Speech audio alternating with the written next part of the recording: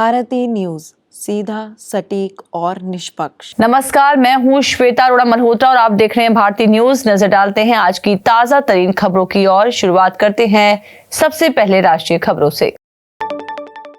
उत्तराखंड के हल्द्वानी के चर्चित बनभूलपुरा में सरकारी भूमि पर बने अवैध मदरसा और नमाज स्थल को ध्वस्त करने गई पुलिस प्रशासन और नगर निगम की टीम पर हमले, पथराव और आगजनी को लेकर शुक्रवार को नैनीताल की डीएम वंदना सिंह ने प्रेस कॉन्फ्रेंस की। वंदना सिंह ने बताया कि हाईकोर्ट के आदेश के बाद हल्द्वानी में जगह जगह अतिक्रमण के खिलाफ कार्रवाई की गई। सभी को नोटिस और सुनवाई के अवसर दिए गए। कुछ ने हाईकोर्ट का दरवाजा खटखटाया तो कुछ को समय दिया गया है, जबकि कुछ को समय नहीं दिया गया।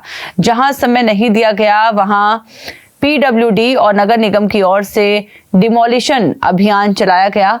अभियान शांतिपूर्ण ढंग से शुरू हुआ। पूरी प्रक्रिया ठीक से होने के बावजूद आधे घंटे के भीतर एक बड़ी भीड़ ने हमारी नगर निगम टीम पर पहला हमला किया। असम के मुख्यमंत्री हिमंता बिस्वा शर्मा ने कहा कि केंद्र सरकार का भारत म्यांमार सीमा पर मुक्त आवाजाही पर प्रतिबंध का फैसला भारत को सुरक्षित रखने के लिए एक अहम कदम है।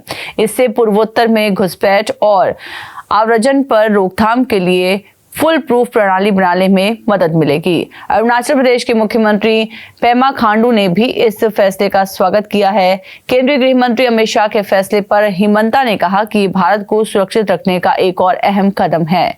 ये नीति और म्यांमार से लगी सीमा पर बाड़ लगाने के भारत के फैसले से पूर्वोत्तर में घुसपैठ रोकने में कामयाबी मिलेगी।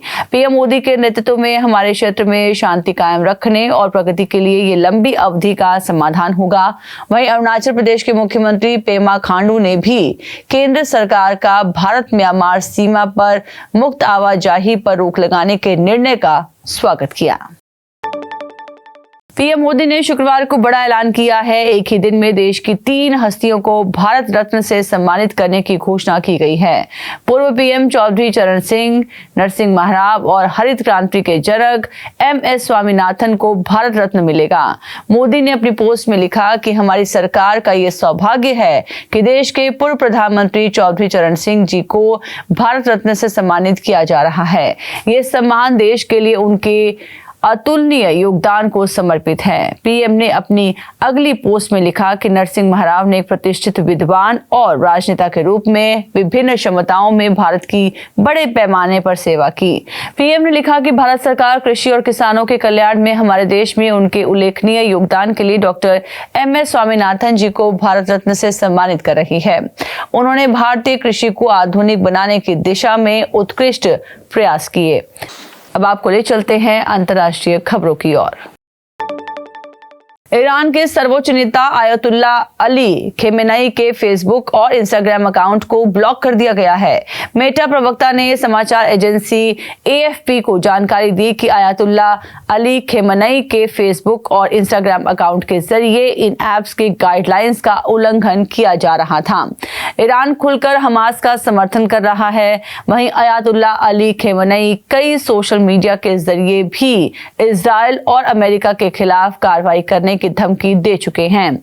आयतुल्ला अली खेमेनेई ने गाजा पर इजराइल की बमबारी के साथ साथ यमन के हुती विद्रोहियों द्वारा लाल सागर में शिपिंग पर हमले के खिलाफ फिलिस्तीनी जवाबी कार्रवाई का भी सार्वजनिक रूप से समर्थन किया है।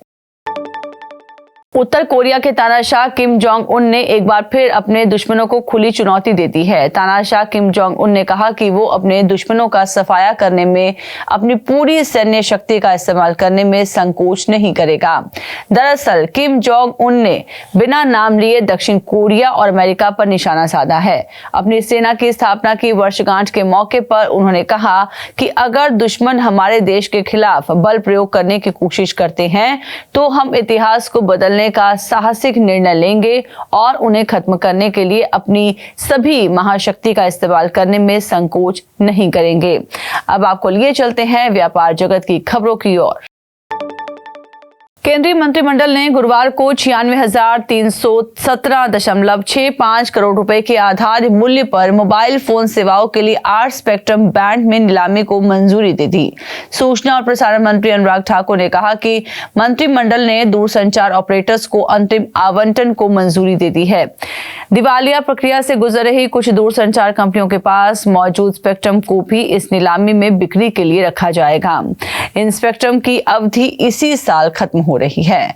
800, 900, 1800, 2100, 2300, 2500, 3300 मेगाहर्ट्ज और 26 गीगाहर्ट्ज बैंड में उपलब्ध सभी स्पेक्ट्रम नीलामी के लिए रखे जाएंगे। गुरुवार का दिन सार्वजनिक क्षेत्र की बीमा कंपनी भारतीय जीवन बीमा निगम यानी कि LIC के लिए दोहरी खुशखबरी लेकर आया। एक और जहां का चालू वित्त वर्ष की तीसरी तिमाही के नतीजे आए तो वहीं शेयर बाजार में कंपनी के शेयर में तेज उछाल दर्ज किया गया और वो 5वीं सबसे मूल्यवान कंपनी बन गई।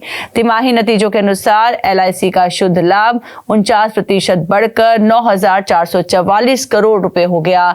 पिछले वित्त वर्ष की समान तिमाही में ये 6,334 करोड़ रुपए रहा था। LIC ने शेयर बाजार को दी सूचना में बताया कि अक्टूबर-दिसंबर 2023 तिमाही में उसकी शुद्ध प्रीमियम आय बढ़कर 1,17,017 करोड़ रुपए हो गई, जो एक साल पहले की समान तिमाही में 1,11,788 करोड़ रुपए थी। अब खबरें खेल जगत से।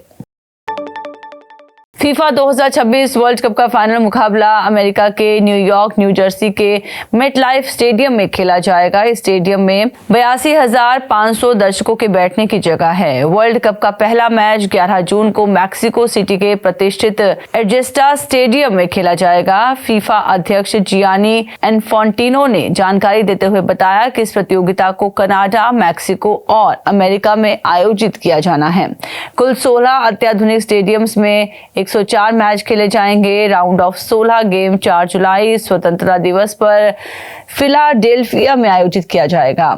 अटलांटा और डलास सेमीफाइनल की मेजबानी करेंगे, जबकि तीसरे स्थान का खेल मियामी में खेला जाएगा। क्वार्टर फाइनल मुकाबले Los Angeles, Kansas city, Miami और बॉस्टन में होंगे। ऑस्ट्रेलिया और पाकिस्तान के बीच अंडर-19 वर्ल्ड कप का दूसरा सेमीफाइनल मैच बेनानी में खेला गया। इस सेमीफाइनल मैच में ऑस्ट्रेलिया टीम ने पाकिस्तान को 1 विकेट से हरा दिया। जीत के साथ ही ऑस्ट्रेलियाई टीम ने अंडर-19 वर्ल्ड कप 2024 के फाइनल में प्रवेश कर लिया। 2018 के बाद कंगारू टीम ने टूर्नामेंट के फाइनल का टिकट कटवाया है। अब अंडर-19 वर्ल्ड कप के फाइनल मैच में भारत और ऑस्ट्रेलिया के बीच खिताबी जंग होगा। मैच में टॉस जीतकर ऑस्ट्रेलिया की टीम ने पहले गेंदबाजी का फैसला किया। उसने पाकिस्तान को 48.5 ओवर में 179 रन पर समेट दिया। पाकिस्तान के लिए अजान आवेश और अराफात मिन्हास ने 52 रन बनाए। इन दोनों के अलावा सिर्फ ओपनर शामियाल हुसैन दहाई का आंकड़ा छू सके, वो 17 रन बनाकर आउट हो गए। ऑस्ट्रेलिया के लिए टॉम स्टार्कर ने 6 विकेट लिए। जवाब में ऑस्ट्रेलिया की टीम ने 49.1 ओवर में 9 विकेट पर 181 रन बनाकर मैच को अपने नाम कर लिया। अब तक की खबरों के लिए इतना ही। बाकी की खबरों के लिए देखते रहिए भारतीय न्यूज और भारतीय न्यूज को शेयर, लाइक और सब्सक्राइब करना ना भूलें। धन्यवाद।